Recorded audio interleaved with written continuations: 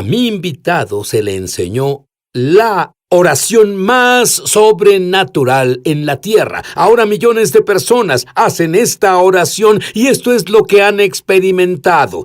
Oyen la voz de Dios claramente. Sus oraciones son contestadas y su intimidad con Dios es elevada. ¿Quieren que se las enseñe a ustedes?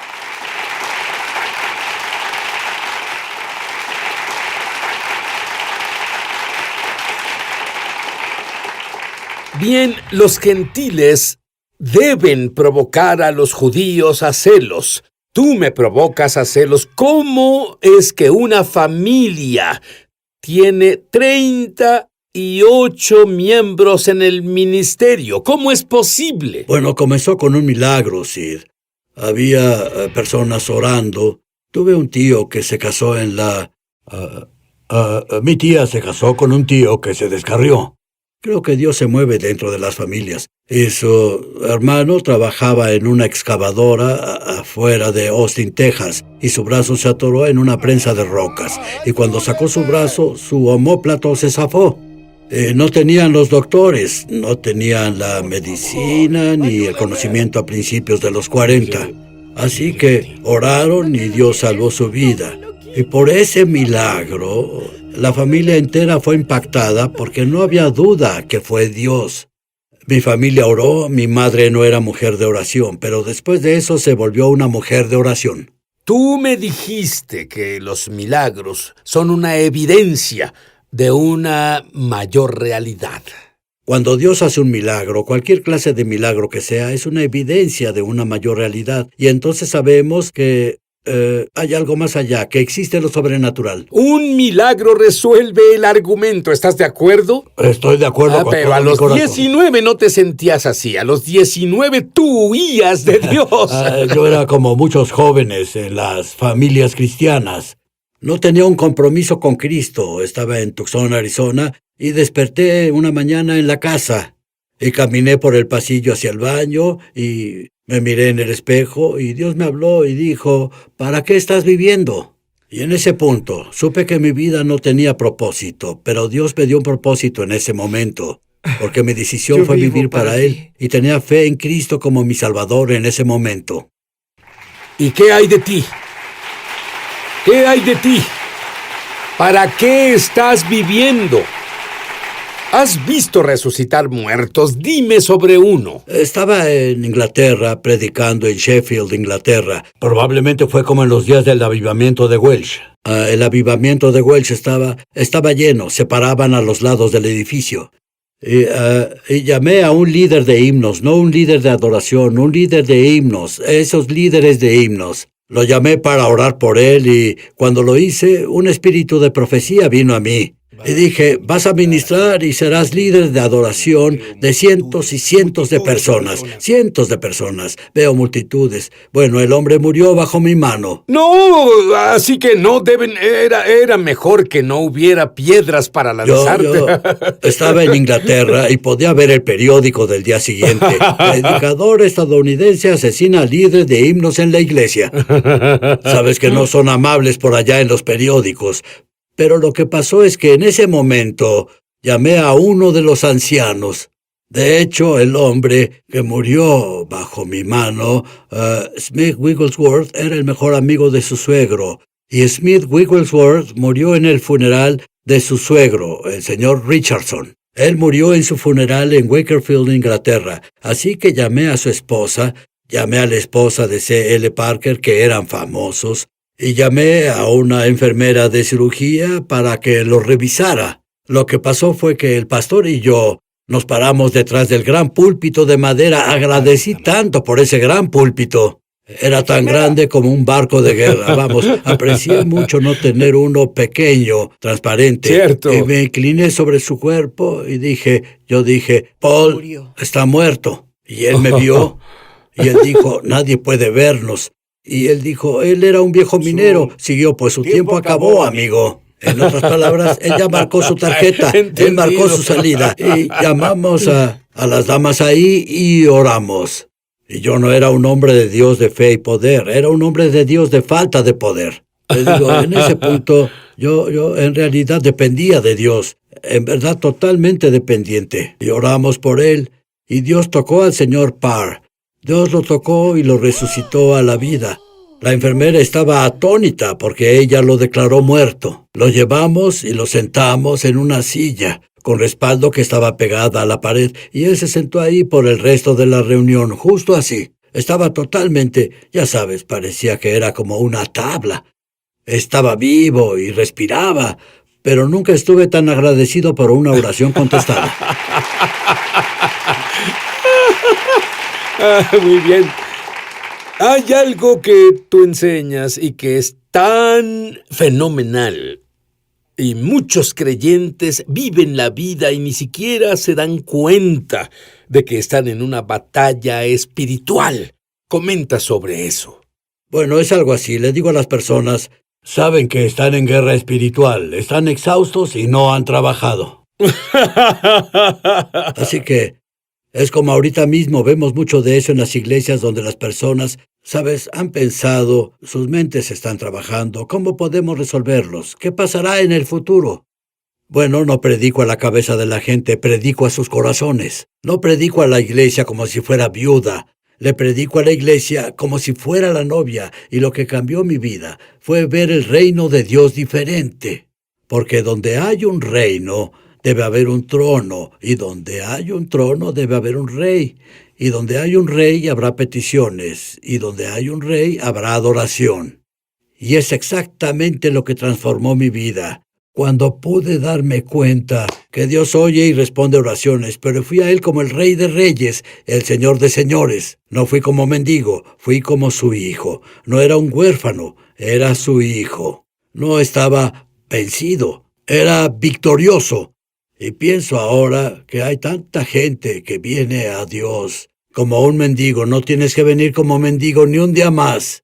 Has sido adoptado en la familia de Dios. Tengo un hijo adoptado, y él es tan mi hijo como nuestra hija natural. Y si comienzas a entender que Él quiere que ores, y si las oraciones incluyen su propósito en tu vida, entonces tu vida será transformada. Para ti orar no es aburrido, o religioso, o rutinario. ¿Qué es la oración? La oración es un diálogo. La oración es hablar con mi Padre. La oración es que mi Padre hable conmigo. Muy bien. Estoy listo para que Él imparta lo que Dios le enseñó como la oración más sencilla y sobrenatural en la tierra. Yo sé que no te irá. Sé que están en la orilla de sus asientos. Yo quiero saber lo que Dios mismo dijo que es la oración más sobrenatural en la tierra. Creo que la oración más sobrenatural en la tierra es Padre nuestro que estás en el cielo, santificado sea tu nombre, venga a tu reino, hágase tu voluntad en la tierra como en el cielo. Danos hoy nuestro pan cotidiano y perdona nuestras ofensas, pecados o deudas, así como perdonamos a nuestros deudores. Y no nos dejes caer en tentación, sino líbranos del mal, porque tuyo es el reino y el poder y la gloria por siempre. Sí, yo creo que es una oración sobrenatural. Todo lo que no es sobrenatural es superficial. Y creo que Jesús, cuando estuvo lejos de sus discípulos, creo que es lo que Él oraba. Creo que Él se apartaba en la mañana para orar, y Él oraba la oración que les enseñó. Cuando oren, oren así. Pero, ¿sabes? Cuando yo escucho esta oración en una congregación, es parte del ritual. No tiene impacto, no tiene significado. ¿Qué significa para ti? Tiene significado, porque es la oración que cambió mi vida. Número 1, comencé a orar esta oración porque creíamos en Dios para hacer algo en cierta ciudad en Houston, Texas, del lado oeste, el segundo barrio, y comenzamos a orar cada día, y yo oraba que venga tu reino, entendiendo que Él era mi Padre, y hablaba a Él así, santificado sea tu nombre, y orando en su nombre. Sabía eso, pero nunca oré que venga tu reino. En realidad en griego, ¿sabes qué significa? Que pisas fuerte un pie y luego el otro y dices, venga tu reino. Y una mujer, una ¿Sabes vez... qué? No sabía eso hasta que escuché lo que enseñaste de eso. En otras palabras, ¿es eso en realidad lo que haces cuando lo oras? hago. Pisas Golpeo el fuerte piso. un pie, oyes eso, él pisa el otro, y es lo que significa en griego. Es muy diferente que el ceremonioso y lento Padre nuestro. ¿Cómo lo dices? Pues oro, venga tu reino, hágase tu voluntad. Vas a derribarme. Literalmente oro así. Conozco tanta gente. Lo hago frente a grandes multitudes de gente. Lo hago en pequeños grupos. Hago que la gente ore de ese modo. Es un mandato. Y él dice que oremos con el fuego del deseo. Es una oración intensa. Lloraba al orar. Jesús dijo esto. Los discípulos le dijeron, enséñanos a orar como tú oras. Sabemos que en Hebreos dice que con gran clamor y lágrimas, él oró. Con fuerte clamor y lágrimas. Te digo, hubo muchas veces que lloré al orar. Y fueron lágrimas de incredulidad. Podía flotar un barco en ellas. Pero comencé a orar, venga tu reino, hágase tu voluntad. Y fue con seriedad y urgencia y el fuego del deseo. Las cosas comenzaron a pasar, los milagros sucedieron. Muy bien, tú conducías con tu esposa en Houston y comenzaste, pero orabas, venga tu reino. Dime exactamente qué orabas. Yo oraba, venga tu reino, hágase tu voluntad. Y lo que pasó fue que mi esposa dijo, alguien necesita trabajar con los jóvenes en Houston. Esto fue durante la guerra de Vietnam. Yo no sabía exactamente qué sucedía. Pasábamos por una escuela en la noche y solo di un vistazo a la escuela y dije, oh Dios, dame esa escuela. Y quise decir, dame una oportunidad para ministrar a los jóvenes. No quería el edificio. Estaba destruido, dañado, parecía como algo construido en los años 30 y lo era. Y era una secundaria y Dios nos dio esa escuela. Y los siguientes 48 días probablemente tuvimos 1000 jóvenes venir a Cristo en esa escuela. Por el milagro de la oración. Y esa escuela tenían tipos que vendían drogas, traficaban drogas, eran mulas, les ataban droga a ellos y los enviaban a Miami, chicos que tenían 12 y 13 años para llevar sus drogas hasta Miami para los cárteles en ese tiempo. Y también tenían prostitución en la secundaria y decomisamos un montón de droga y la pusimos en el escritorio del director. Yo era joven entonces, y te lo digo ahora, está tan fresco hoy como lo fue entonces, porque cuando comencé a decir esa oración vi su poder. Y muchas personas creen que orar es aburrido. Te lo digo, es lo más emocionante. Si quieres algo de romance en tu experiencia cristiana, si dices esta oración, Dios transformará tu vida. Venga tu reino en mi hogar. Venga tu reino en mi negocio. Dios puede cambiar tu negocio. Venga tu reino en el ministerio al que pertenezco o en la iglesia. Cuando oramos así, oramos en alianza y oramos en fidelidad de acuerdo a la palabra de Dios. ¿Tú tenías un lugar, creo que se llama Hotel Sal? Bueno, salió de esa oración. Salió de esa oración. Y había tiempos en que la gente quería destruir ese edificio, pero dime sobre ese gran ángel. Bueno, lo que pasó fue que oramos eso y necesitábamos otro lugar porque crecimos en la iglesia con los jóvenes y a unas 4 cuadras de la iglesia una mujer nos dio una gran casa con un garaje para 3 carros y un departamento sobre él y un dúplex. Así que teníamos un complejo donde trabajar con los jóvenes. Era como una mini iglesia ahí. Y los chicos podían ir. Teníamos de 250 a 300 chicos por noche, a veces amontonados en esa casa. Y lo que pasó fue que los drogadictos en el área comenzaron a notar lo que sucedía ahí. Así que querían pararlo. Sí, y un tipo vino. Él iba a robar el lugar. Y cuando estaba listo para entrar por atrás, un gran ángel se paró frente a la puerta y detuvo su camino. Él vio al ángel y corrió con miedo del lugar. Y fue y le dijo a todos los drogadictos que conocía en el este de Houston, no vayan a ese lugar. Y esa es mi clase de favor. Cuando volvamos, y esto tengo que decírtelo, Clary, esto es duro para mí de entender, pero desarrollaron una oración. Fue una oración de 30 segundos. De hecho, te diré su nombre. Veloz. Y al final de los 30 segundos, la gente que usaba muchas drogas, alcohol, adictos, fueron liberados. Quiero que él te enseñe esa oración. Volveremos. Cuando tu esposa dijo algo tiene que hacerse con estos chicos, no tenías idea de que hoy habría cientos de personas en el ministerio cuyas vidas han sido transformadas. Háblame sobre Jacob. Bueno, Jacob era un joven que venía de un hogar roto. Fue como si nos lanzaran a un gran lago de personas disfuncionales. Se cuidaban solos, tenían 17 años y estaban en 7º grado. Me refiero a que eran niños que en realidad no tenían quien los amara o cuidara. Y si los tenían, estos debían cuidar más a otros miembros de la familia y no podían darles atención.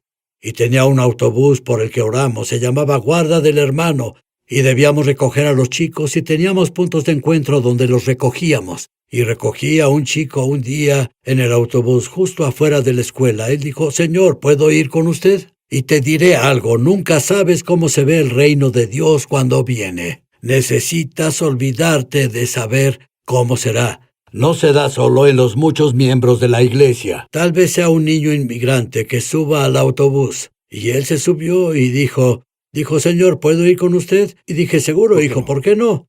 Él dijo, «Me drogué, estaba oliendo pegamento». Claro, ven, sube. Y él se subió al autobús con nosotros y fue a la reunión esa noche. Y luego él no se fue. Y lo que no entendí fue cuando dijo, «¿Puedo ir con usted?» Significaba, «¿Puedo ir con usted?» ¿Puedo vivir con usted? ¿Puedo vivir con usted?